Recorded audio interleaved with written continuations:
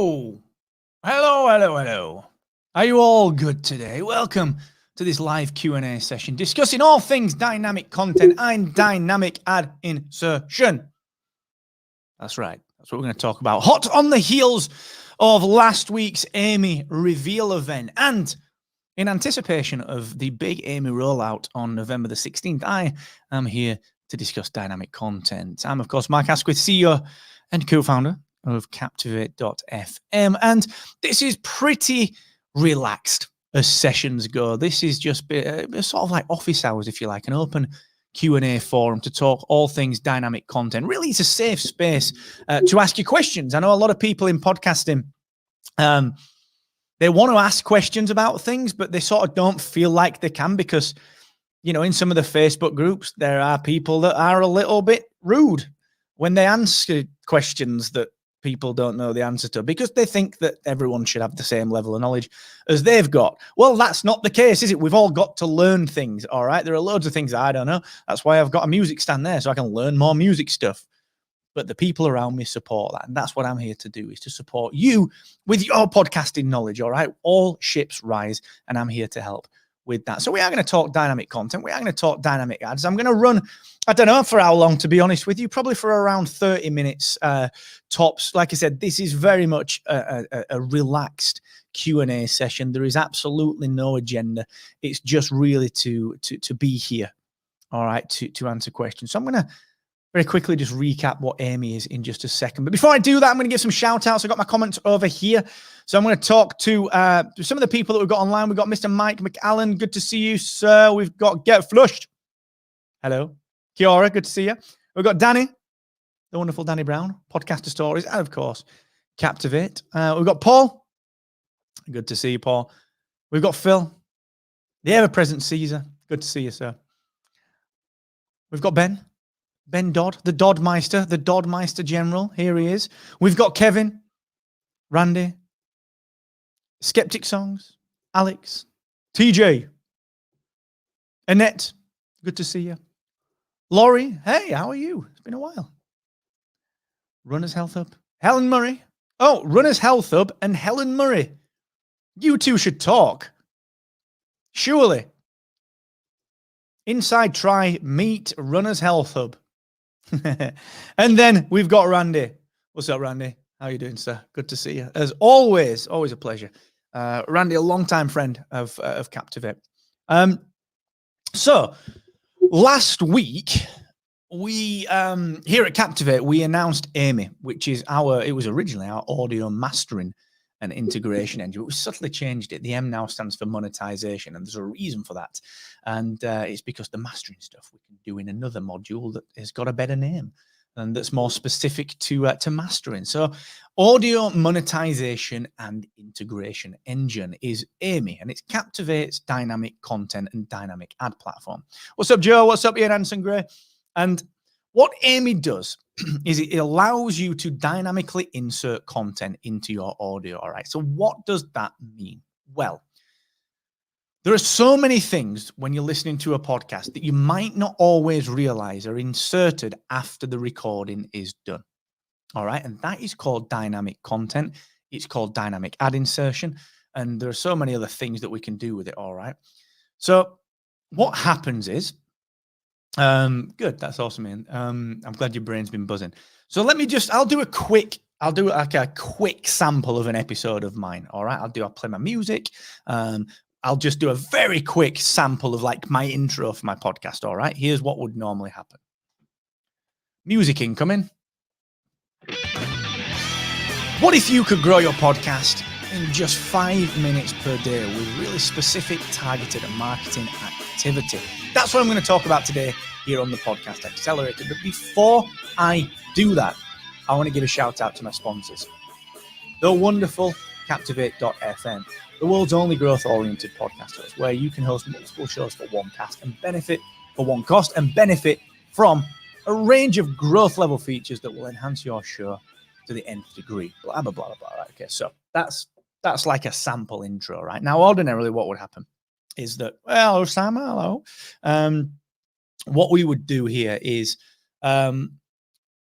that would be my audio, and it would be output from my roadcaster. It would do whatever it needs to do. Or maybe I record it into Audition on any given day if the roadcaster decides that it's not working. Again, got a support request in for that. So what you would do is normally you would post that. You would post that, and that would be your audio, all right? And that content would be the recorded audio, all right? What dynamic ads do is they allow you to insert other content, or in the case of Captivate, which I'm not sure there's anyone else in the world that does an ad painter like we do.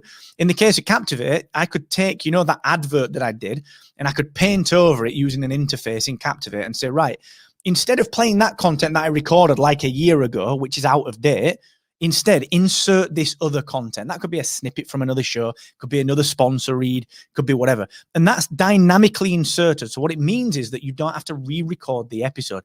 So it allows you to split audio and insert stuff sort of on the fly. All right, and that's why it's called dynamic insertion. And you can insert content, so you can insert your own what we call a pre-roll, which I'll come to in a second, your own post-roll, your own mid-roll. And what you could do is you could upload your own content, you could snip stuff using Captivate, blah, blah, blah, and you could then insert that content into relevant areas or slots or regions within your audio. Or with AMIE Module 2, you could turn on the monetization. You could say, I want to monetize my inventory. Now, an inventory, when it comes to podcasting, is just your back catalog. It's all the episodes that you've got. And I can turn on the monetization and say, right, I want to make my show available to advertisers.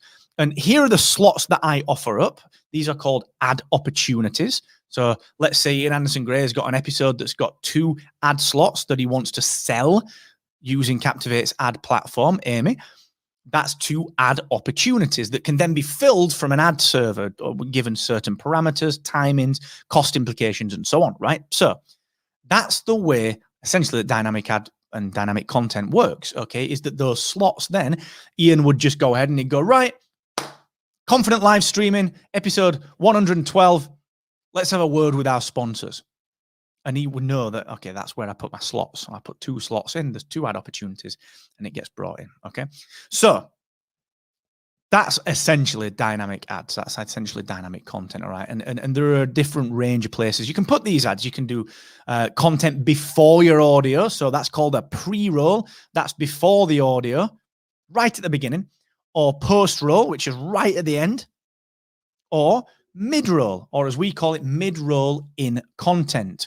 Mid-roll just means inside your content, like throughout the content. So if you've got a 5-minute file or an hour file, mid-roll means anywhere that's not right at the beginning and not right at the end. It's mid-roll, okay? Mid-roll. We call that mid-roll in content because it's really easy to understand what in content means. So it's inside the content, okay? So that's what dynamic ad work does. It's very, very powerful.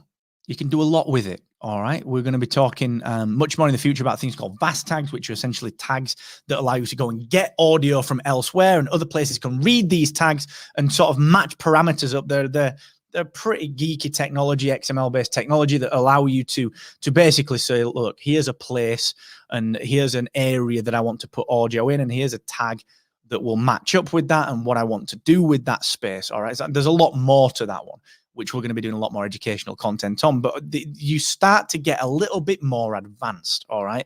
And this is normally reserved for like big podcasters, big enterprise podcasting. And you actually see this a lot in the, it's rare that like a consumer podcast host, we're essentially a consumer podcast hosting platform because we work with you, the serious independent creator. It's rare that a consumer podcast host will give you this level of advanced technology. Look at anyone else kind of, around. A lot of them are just doing pre and post roll. That's fine. That's cool. But we can do more than that. Okay. And I'm sure that they will then add add mid-roll in content now that we've done it. Why would you not? I'm sure that they will. But the goal from our side is to bring dynamic content, dynamic ads to as many independent creators as possible. And that should be the goal of the other hosts as well. We should all help each other to help the independent creator, right? So that's what dynamic ad content is. So if you've got any questions, keep them coming in. Put them in the comments. All right. So we'll take this one from Ian Anderson Gray. Been thinking about how to keep timestamps in sync. What do you think about pre-recording fixed length ads that will make the timestamps always be correct? You can, yeah, fine, do that if you want. I bet no one uses timestamps, mate. I'm really sorry, but I don't think it's worth the stress that you'd probably put on yourself. Remember, we know the length of the ads. We know the length of the ads, and we have to report that. We have to measure the impressions. We actually take out all the metadata from audio. We measure the length of the ads. We re-encode the audio. Sorry, we reapply the metadata to the audio. So we theoretically can do all that. We can do all that. It's just knowing how to. We can't edit your website is the problem. So if you're really that desperate for the timestamps, of course, my man, yeah, do fixed length. I'm not sure, you know, how many people are really using timestamps. I don't know. I would, if I were you, Ian, and I know you'll do this better than anyone, I would ask your audience, because you're making a heck of a lot of limitation for yourself. Because what you're also doing there is you're saying that, well, actually, I don't want to monetize my podcast because I've got to have a 30-second ad from an ad partner. That's going to really limit the ad partners that you can use, because you need an exact timestamp. I would ask your audience, like, how valuable, or put a heat map on your website, like Hotjar. Have a look at what people are doing on the website, because the last thing you want to do is limit yourself just because you want timestamps. I'm not saying that to be reductive, but I would ask, just ask, do people want it? Okay. We can work on timestamps in the Captivate player. We can do that part of it, like when timestamps are displayed in that, but we can't write to your website. So we don't necessarily know what you've written in your show notes. But yeah, worth thinking about. Absolutely. But I would definitely ask people. I would definitely. Do you know what? Get flushed. I know it's a little bit off topic, but I don't mind answering. I have absolutely no sound treatment in this office. This is my home studio. It's like a bit of a man cave. It's got my Xbox down there, and it's got the guitars. It's got the basses. There's another bass down there and a few others, and all my little DC Comics figurines down there. But it's just the microphone. It's just a great mic, and I get right on top of it, you know. So if I was like out here, it would be a little bit worse. But I just do this. I've always kind of had that mic technique, because Gaz always clipped me around the ear hole if I didn't. In the studio at work, we've got all the sound treatment and everything, but because of the pandemic, you know, we didn't want to stick all the sound treatment in around the room. I've also got I've got a lot on my desk. Like, I've got a couple of monitors and stuff, which does dampen things down, granted. But yes, that's it. There's not much in this room, because we didn't want to turn this into a studio just because of the pandemic, you know. So yeah. So let's go for some questions then. Let's have a quick look. Mike McCallan, can you set a pre-roll after a baked-in intro? Yes, but that wouldn't be a pre-roll. A true pre-roll is right before all the content. So if you're selling pre-roll, that wouldn't be classed as pre-roll. You would just put in, to answer your other question, you would just put in multiple mid-rolls. So yes, you can have as many mid-rolls as you want. And we are accurate down to the millisecond. We've just actually made this more accurate this week. Wherever you drop your pin to insert things, that is really accurate to the millisecond, all right? So you can have as many mid-rolls as you want. And what you talked about with the pre-roll would be a mid-roll, because a pre-roll is a genuinely before the content. It's like, okay, like, assume my content is this. Welcome to the Podcast Accelerator. This is Mark Asquith here with episode 150. Assume that's my content. For a pre-roll to actually exist, it would have to be like this. Are you thinking about switching your internet service provider to one that is faster? Then you should use Mark's internet services. Blah, blah, blah, blah, blah. Welcome to the Podcast Accelerator. This is Mark Asquith, and welcome to episode 150. So, like, that's a genuine pre-roll. It would have to be right at the beginning. Right at the beginning. All right? If you want to, like I said, if you want to do what you want, what you said below, and insert sort of a pre-roll, but more like a mid-roll at the beginning, that would be classed as mid-roll. And this is why we chose the word in content, because it's actually in your content. So I know that mid-roll sort of implies that it's like the middle. And that's why we chose in content, because mid-roll is really weird. It's like, what? I don't want an ad at the middle. I want it like near the beginning. So it's very, mid-roll can be a little odd. So we went within content. So yeah, you can have, number one, Mike, as many mid-rolls as you want. And number two, remember that when you turn on monetization when you turn that on, if you sell a pre-roll is actually before your content. All right, so that's worth definitely knowing. Great question. One from the man Phil. What a good profile picture. Is there a time limit on the audio files we can dynamically insert? No, there's not. And that's where you can get quite creative with it if you so wish. I know people that do that. And if it's an ad, like a genuine advert, just be sensible, because you're gonna be really putting your audience off if you're putting too much in there. Kieran just texted me, was that a Scottish accent? Yes, it was. Yes, it was. It was an actual bona fide Scottish accent. I hang around with Danny too much. So yeah, Phil, just be sensible if you are using ads. All right, ads. I think there was some research actually recently from Edison. Was it Edison or was it AdvertiseCast? Saying that like there's barely any more brand recall. Was it a 45-second ad gave barely any more brand recall than a 30-second ad? It was like a tiny percent more for not, for a disproportionate amount of extra content. So I'd really be considering that. I'd really be sort of considering what you're selling, what you're looking at, how you are choosing to kind of treat your audience. And I know it's funny because if you're doing snippets of your own content, and like I know you might want to put like 2 minutes of last week's episode in or next week's episode. Just be mindful of it is all I'd say on that one, Phil. But just experiment. You know me. I think experimentation is great. Let's have a look. Since my inventory of older episodes were not created to include ads and sponsors, how would a mid-roll sound when inserted? Awkward.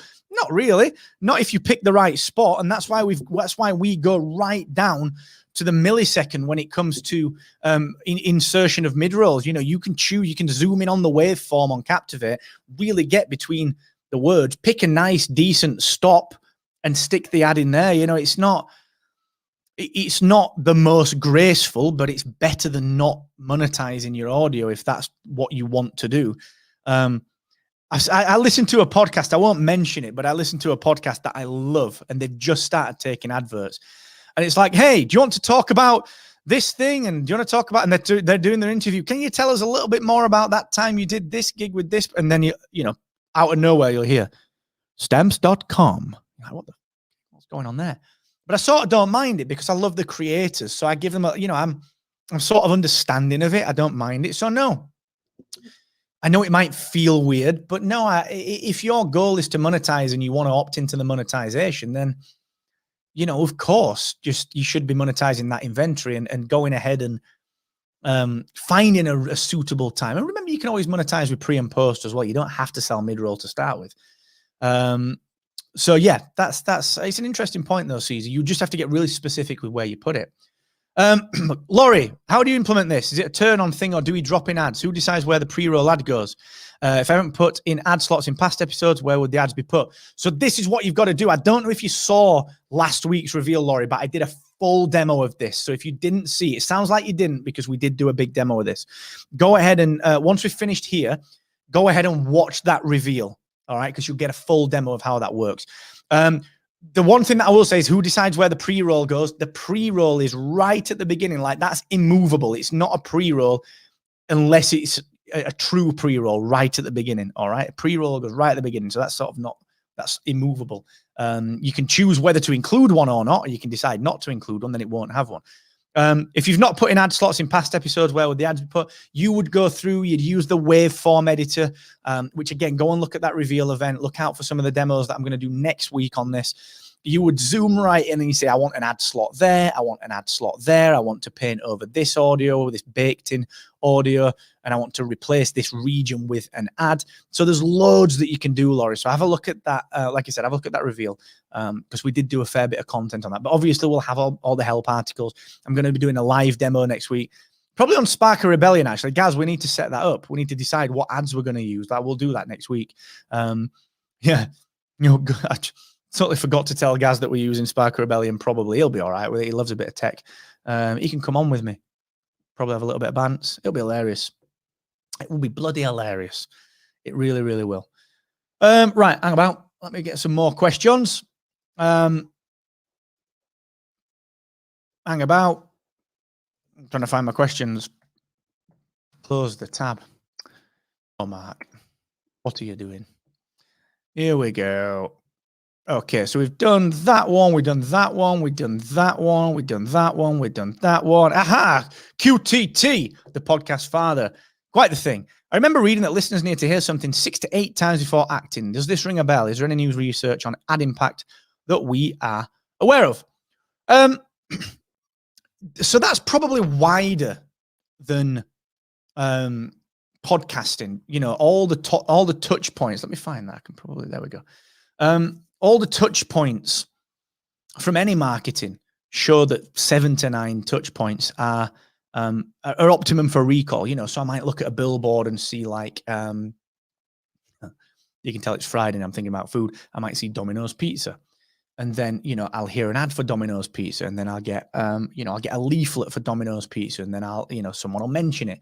And so that when a touch point is one of those, you know, it's that, okay, you've got one time that you were exposed to brand X and it's on a billboard. The other time it's on video. The other time it's on audio. That's why you get retargeted with things. So that's why you might look at something online and Facebook drops its pixel and off you go. You get retargeted with other ads for that same thing on different media, because that's all about giving you those touch points. So that brand recall is 7 to 9 things. How that equates to this then, Jack, is that I'm assuming it's you, Jack, is that you, if we just look at podcasting and just look at podcast advertising and think about, assume that the brands that we're advertising on the shows don't get any other recall opportunities. You know, we don't see them on billboards, we don't see them on Facebook, we don't see anything else. This 6 to 8 time recall, if we're only assuming that they're only hearing this brand on a podcast, what that means is that they would have to hear that brand or that offer or that something 6 to 8 times in order to recall it. Now, there is, so if you've got, in fact, let me just rewind a little bit. If you've got 3 slots in your episodes, you've got a pre-roll, you've got 1 mid-roll, and you've got 1, that was really hard to do that. And then you've got 1 post-roll. That's 3 times of exposure. That's 3 touch points. All right. So I might do, again, just music coming in. This is me at the beginning of the podcast. Looking to start your own podcast? Well, there's nothing easier than using Captivate.fm to get up and running in less than 30 minutes. Distribute your podcast to Apple, Spotify, and monetize directly within your Captivate account. Ad number 1. And then in the mid-roll later on, I might say something like, yeah, brilliant. All right, Jack. It's been great to chat, but just 2 seconds. We're just going to go off and listen to the sponsor for a sec because we think it's really valuable.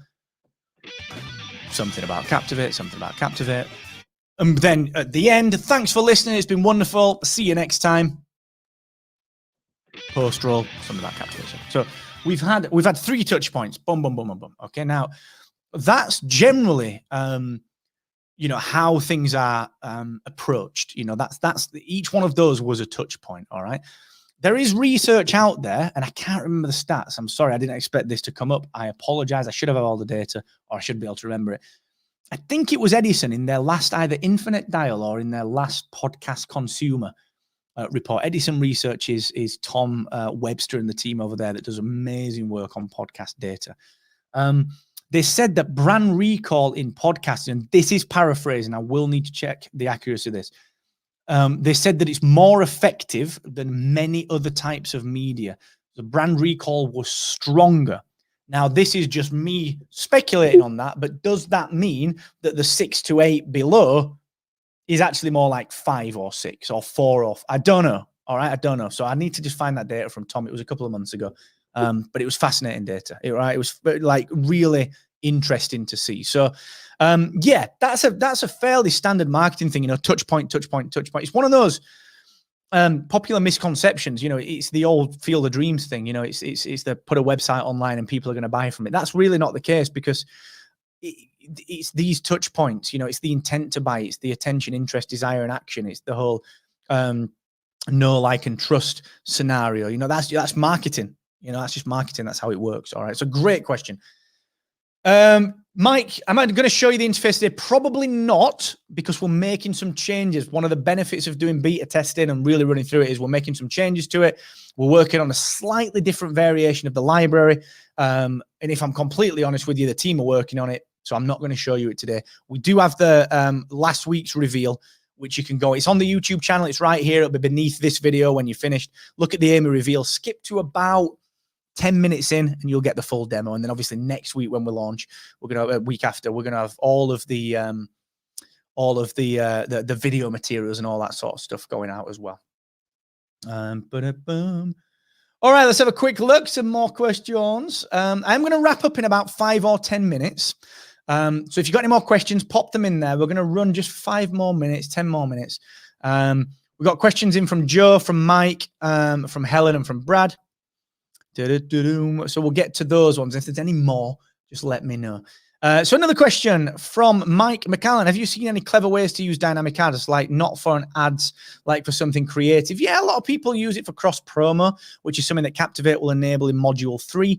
A lot of people a little bit more advanced, or some people do a little bit more with VAST tags, like pulling in data from other places, like Pod News does that with Sound Profitable, which is really, really interesting, how they share audio content using VAST. There are a few things that you can do with that, like around geo-targeting and so on and so forth. That's like the bigger picture stuff. Again, like module 2 will handle that, like the geo-targeting around sort of making sure that you get the right content, the right place, the right time. So there's a lot of that you can do.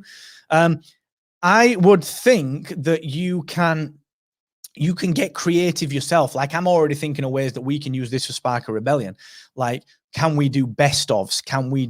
We could theoretically just record an intro and an outro to a Christmas episode that's a best of the news from this year, and then use dynamic content to build an episode and just build in, sound effects to transition between them. That would be easy. All right. That would be fairly easy to do that. So there's loads of things that you can get quite cool with. One from Joe Sixpack. What's the best way to find sponsors? Well, there's a couple of things. Well, there's probably 3 things to discuss with that one, Joe. Number 1, the best way is always to go out and just find them and pitch them. We've got the one-click sponsor kit with Captivate. Download that, get pitching, because you can negotiate a really good rate for your own audio. That's the first way, and it's very, very, very effective. We've actually got a course in the Captivate Growth Labs from the wonderful Heather Osgood teaching you how to do that.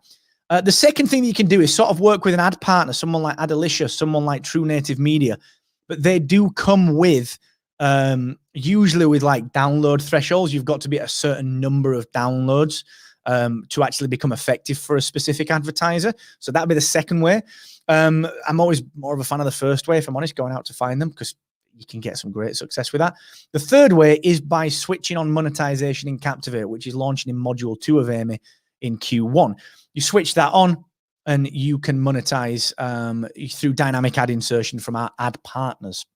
So you don't have to find the adverts. You don't have to find the sponsors. That's all handled for you, all right? And it's set based on set parameters that you dictate around the campaigns.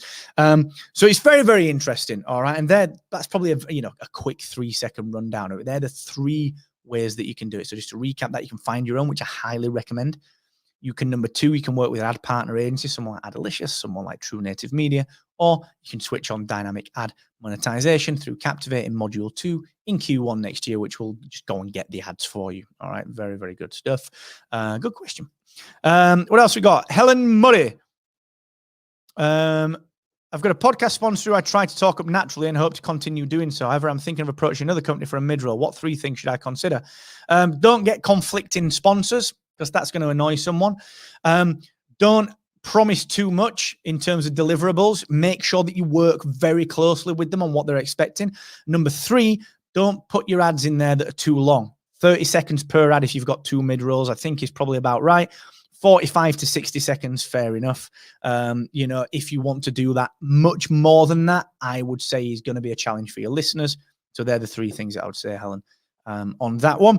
Brad Miller, you may have touched on this, but what is the best practice length on ads? 15 seconds, 30, 60, or something else?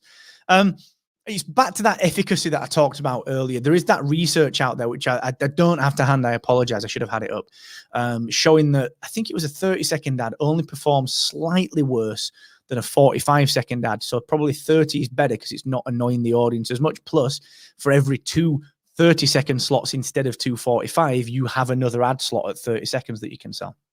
So I mean, I'm always like a fan of 30 to 60 personally. I know that's a bit of a range, but pre-roll for me, 15, 20. Mid-roll, you can get away with a lot longer. Post-roll, 15, 20, because, you know, how many people are listening to the end. There will be data on this, and I can get that, and I can get that prepped. That's fine. There will be data, but people that do data research will have that, like Edison. And I bet probably Heather's got some on this as well at True Native. But I just always have the listener in mind. You know, don't give them too much to get through. All righty then. A couple more questions. This is a good one from Paul. Thinking about using captions for SEO to help Google understand the podcast content. Does dynamic ad insertion affect closed captioning? So it's a little bit different. Closed captioning is, you know, you're only going to get closed captioning really on like video stuff. So it won't affect that because it's not going to be live stitched. It's not going to really affect that one. So that's a bit of a different thing. I wouldn't stress too much about that one. And I'm not entirely sure your transcripts are going to benefit much on the SEO side, maybe a little bit of long tail, but I'm not sure much else. But no, it shouldn't affect your closed captioning for the you know, for what you're talking about, if that makes sense. Get flushed on TV here in New Zealand. Adverts are always read loud or really loud compared to the program. Will AMIE normalize sound levels so it's not an issue if levels aren't the same between episode and a new insert? Yeah, there are a few. The short answer on that one is that shouldn't be a problem. The slightly longer answer is that the mastering component of Captivate will handle that. But actually, the ad partners as well, if you're pulling the ads in, usually handle that. Like, we know that ad partners that we work with will only get the data, will only get the ads at a certain loss level that matches the audio level. Always standardize, always make sure your audio is the right level. It shouldn't be a problem. There's more of an in-depth answer to that, which includes, you know, what Captivate's mastering plans are, but that's probably not for today. The long and short of it is you shouldn't need to worry, but just make sure you're doing your due diligence with it as well. Make sure that if you're putting your own ads in, and I know you will, because it's, you know, it's what you do, make sure that they're the same loudness. You know, that's like the first sort of bastion of quality, I think. Mike McCallan, is there an extra charge for this? There's no extra charge for using AMIE Module 1. When we integrate the ad partners, there'll be no charge for it as such. There may be some revenue share. Being completely honest, we've not defined that yet because we're working with the ad partners on speccing the final bits of it. And then Module 3, there's some other bits and bobs going on, but we always make sure there's no real charge for anything that we believe a good hosting platform should bring. So there's no charge to use AMIE Module 1. It's just included. You can just use it, which is pretty sweet. Again, I go into that in more depth on last week's reveal. So again, if you've got a bit of time, go and watch that while you have a cup of tea. And then the last couple of questions then. So from BLJ028, could you use this to dynamically insert and change your intros and outros? Yes, you could. Yes, you could. You could use a pre-roll and a post-roll, and you could just start your content. You know, you could just go, on today's episode, we're going to include X, Y, Z. We're going to discuss this sort of thing and that sort of thing. And then use AMIE pre and post roll to insert your intro and outro. Yeah, good use. I like that. I like that a lot. Super stuff. Yes, Ian, I agree. Relationships do matter, dude. That's the best way to monetize these podcasts. Absolutely. No one is better at this than Ian Anderson Gray. So I completely agree. With that, Vaughn. Okay, the last question from TJ. Is Mark a bassist? Yes. Yes. I've got a Music Man Stingray 3H there, 2009 Ernie Ball Music Man, I should point out, not a Music Man pre-Ernie Ball. That's a 3H. I've got a Tanglewood Rebel 4K, which is a terrible bass, but I bought it for nostalgia because it was my college bass back in the day. Then on the wall down there, I've got a custom built bass that I made when I was about 18. And that's that. So, yes. All right, team. Much love. Thank you so much for everything you do. I'm going to get away now, finish up a little bit of work. Next week, we have our live setup event on Thursday. I'm going to be setting up AMIE on a podcast live. So much love. Until then, let us know if you have any questions. Thank you so much for letting us do this. Hope you like AMIE, and please stay safe, stay well, and keep on cap.